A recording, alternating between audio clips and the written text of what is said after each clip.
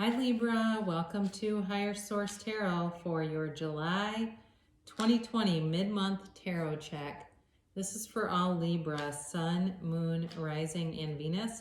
And I hope you're all doing well, and I so appreciate you for subscribing and liking videos and building this beautiful community that we have started. And if you're new, I'd love to invite you to subscribe and join us. If you tap the bell, you can be notified when new videos are posted, but it's generally every week. So if you don't like notifications, just check back and I'm always on. So let's get the guidance here, please. What does Libra need to know? What does Libra need to know, please? Guidance for Libra, Sun, Moon, Venus, and Rising. All right. Here we go.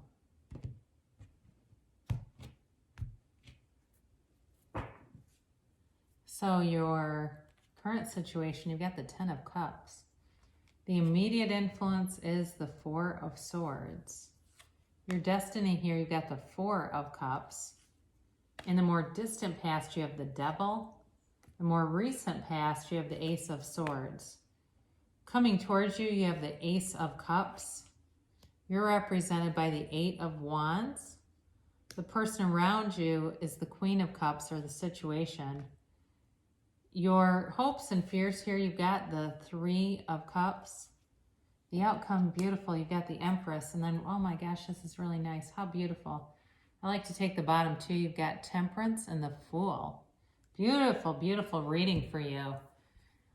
So, you know, as I look at this, you've got Capricorn here, you have Sagittarius here, you certainly have water, so Pisces, Cancer, Scorpio, and you do have a little bit of air and fire, so you do have Libra, Aquarius, and Gemini. And you've been through something with this 10 of Cups. It's like things are finally getting on track here. You know, there's a beautiful... Oh God, the word resurrection came in. I don't know that I really want to use that word, but it came out of me. So, you know, you've got this 10 of Cups is really happiness, fulfillment, and it's very subjective. So it's whatever your 10 of Cups is. So if it's that, you know, dream job where you feel like you've been, you know, you haven't had any autonomy, or you haven't felt, you know, like your worth has been recognized and valued, it is now. Or it's going to be sooner than later. It's definitely a change with the 10 of Cups. And it's also a card that guides you to know that the storms are over, you know, that there's blue skies to come for you, that good things are on the way for you. Part of it, though, with this 4 of Swords, some of you may have needed to take a break. The word or the phrase rat race just came into my head, like you were caught up in something that felt like a bit of a rat race, like it was just, everything was moving so fast, but it was very prosaic. It was like very robotic, and it wasn't fun. And it needed to, it's like the whole energy of it needed to be shifted. So certainly if you were working in some kind of like a factory or something like that, it was time to call that quits, because it led to a fairly boring, very monotonous kind of an energy around you. So with the 4 of Swords here, this also is about getting guidance and getting clarity and really being clear on what you want, because you're bringing it towards you. You really are. You're in a beautiful energy to manifest. Now, for some of you too, if you haven't been talking to somebody, like you've been in some kind of a breakup or something, there is communication coming forward, but there's also something new here showing up too. So it's got potential for either way. So for some of you, you may have been single for a while. You may have been, like I said, very bored with work and feeling like it was just this sort of a hamster wheel kind of a job where you're just spinning and spinning and just not interested in staying there. It was time to move forward, and your destiny was to move forward into something that better suits you, whether it's a relationship or it's a job. It really was about, I think, going within, separating, and changing that energy dynamic around you. You have here In the distant past, this is Capricorn energy with the devil. You may have been in a relationship that was just very toxic, and it could have been work too, where it was just a very toxic work environment. You know, but I will say this, you do have the Temperance card here as a clarifier.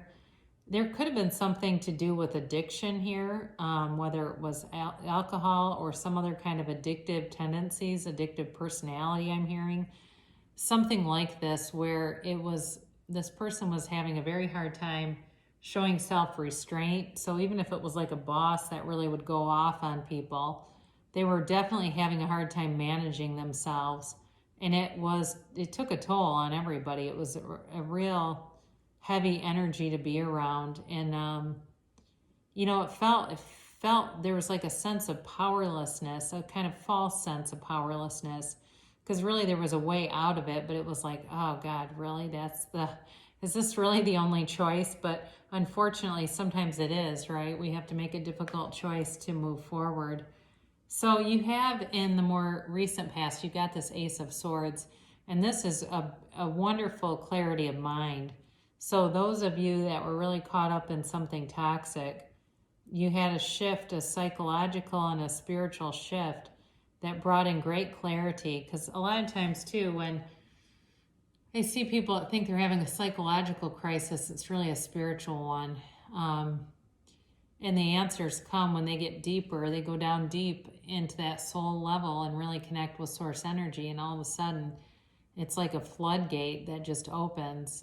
This is also too about cutting through any material ties that were binding you to this situation. So if it was a person and you were caught up with finances and it felt like you couldn't leave because of financial constrictions, something was removed to allow that. It also could be with work, same thing, where it was like enough money to pay the bills, but not be much more than that. And that was also, you know, being cut through that crown to release you, to go on to something better. So the things coming towards you, my word, you've got the Ace of Cups, and isn't that beautiful? I mean, this is not only and just overflowing with love kind of feeling. I mean, it's really like sort of dancing on the clouds, like you're in this haze of feeling really in love and feeling that you know, also too, that pull of a new passion or some kind of new and exciting endeavor. It's definitely pulling towards you. And it's sort of like that feeling when, you know, you have a new kitten or a new puppy at your house, or even a baby, and you've been gone and you can't wait to get home to see whatever that is. It's that kind of a feeling. There's this excitement and just exuberant energy around it. So either you're meeting somebody new, or there's some kind of a love here that's really pulling you in, but it also could be with work. Okay, it doesn't have to necessarily be a person, but the energy, again, it awakens you. It really enlivens you and brings you out of whatever this was into a beautiful momentum. So you are moving forward with the Eight of Wands. Now, the Eight of Wands is about quick movement, yes, but these arrows in the tarot often are the arrows of love. They're interpreted that way. So it does feel a bit lovey, like in this reading, that this has more to do with love than possibly work, but I don't want to rule that out either, because that's coming in. So it's really about a quick and sudden change. I mean, this could be, you know, a relationship where you're moving in together in like a month. I mean, it's quick. It's not something where it's going to be a lot of game playing. It's very straightforward, and it's very, there's a commitment here. It's mature energy, and it's somebody who knows who they are. They know what they want, and they're not afraid to say it. And there's no second guessing it either. There's real clarity, but I think you're going to take a leap of faith with somebody here. And they're trustworthy, okay? This person is very loving. They're very genuine. And there's an innocence, though. Even though there's maturity, there's sort of like this innocence, like when somebody does something horrible, they have kind of a hard time understanding why, like why anyone would want to hurt another person or why they would do that. This person certainly could work in some kind of helping professional, or even work with animals. where it's like, I just feel like people, animals, children are really drawn to them. There's a gentleness in their spirit. And especially with the Queen of Cups and then the Empress, there's a gentleness there that brings people towards them. So your hopes and fears here, you got the Three of Cups. I mean, this is celebration. Okay, they all look up at the cups because they know what they have. And so I do feel like this person who's coming in is going to know what they have in you. And I think it's a very special connection. It really is like a once in a lifetime kind of a love, even though I'm hesitant to say that because we can love many times, but it feels right. It feels like it's, it moves fast, but it's not scary. It's really the right thing to do. And it's like, you can't get enough of each other. And, you know, I don't know, somebody here, I don't think they're going to be watching tarot too much longer. I think once this takes hold of them, they're going to be busy planning a future with somebody and really being in love. So the outcome here, how beautiful. You've got these three. My gosh, I mean, I could go on and on here. Now, the Temperance and the Fool are technically clarifiers of the whole reading, but you've got in the outcome, you've got the Empress here. Okay, and she is ruled by Venus, and she's she's the mother of the tarot, but she's also the female creator of the material world. So she brings in wealth, she brings in growth. I mean, this is moving forward. You've got growth, you've got expansion here, and you have unlimited potential with the Fool. It really is about taking a leap of faith and not letting past experiences hold you back. Any traumas that you've experienced, you've learned from those and are able to go forward. This relationship or this situation is definitely going to be balanced by truth. And again, with the Fool, he wears this this little like wreath of victory over his head. Okay, he's also victorious. Yes, he's fearless. He goes forward in a fearless manner, but he's also victorious in it too. And it's here to tell you, the Fool appears when there's a difficult transition happening because it gives you momentum. The energy of it gives you momentum to move forward. So some of you, leaving behind this other thing that may have impacted your self-worth on some level, it's moving you forward to let you know you're definitely worth it. And the past is in the past. And Temperance, too, is a card that shows up after a crisis. So you have it a couple of times. You have it with the Ten of Cups, and then you have it with Temperance. And the Temperance card I mentioned can be the card of the alcoholic, but it's also a card of great healing. It's a card of forgiveness, healing old wounds. So I mentioned very briefly, if you're bringing somebody back around, there's healing here. There's healing in a brand new, fresh start, and it's love. And it's like, I mean, I talked about moving in together, but this is also fertility with the Empress. I don't always read it that way, but she's perpetually pregnant. So those of you that are like, that's what I want. I want a family. I want a marriage.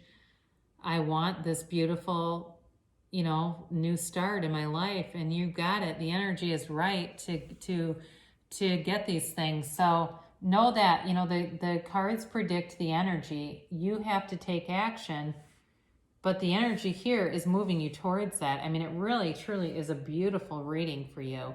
There's not a downside to this. When you look at the Ace of Cups and the Empress are the two energies coming towards you. So this is an oracle card to attract more love in your life. Honesty is essential. Speak with love and truth, so really letting go of anger there. And then we'll close with Abraham-Hicks, ask and it is given. I am a vibrational being in a vibrational environment.